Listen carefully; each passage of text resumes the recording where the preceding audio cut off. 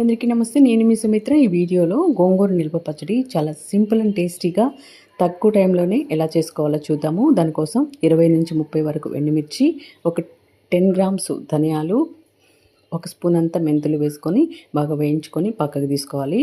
తర్వాత గోంగూర బాగా వాష్ చేసుకొని తడి లేకుండా ఆరబెట్టుకున్నాను. ఈ గోంగూరని అదే ప్యాన్లోకి వేసుకొని బాగా ఉడికించేసుకోవాలి. ఇది మరీ కాటలు లేకుండా సాఫ్ట్గా ఉడికిపోతుందండి. ఈ విధంగా ఉడికించామంటే తొందరగా ఉడికిపోద్ది. చాలా బాగుంటుంది పచ్చడి. 1 మంత్ వరకు నిల్వ ఉంటుందన్నమాట.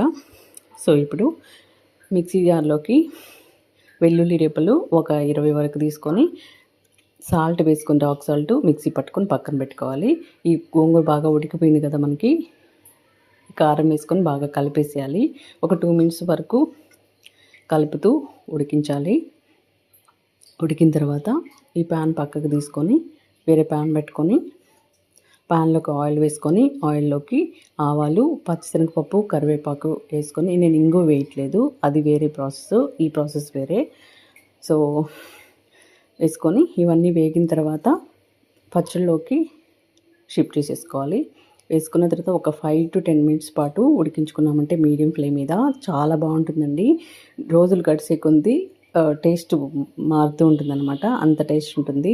తప్పకుండా ట్రై చేసి టేస్ట్ చేసి ఎలా వచ్చిందో కామెంట్ సెక్షన్లో తెలియజేయడం మాత్రం మర్చిపోవద్దు. చూసారు కదా, వీడియో నచ్చితే లైక్ చేయండి, షేర్ చేయండి, సబ్స్క్రైబ్ చేసుకోండి అండ్ సపోర్ట్ చేయండి ఫ్రెండ్స్. చూస్తూనే ఉండండి మన ఛానల్ని. Thanks for watching.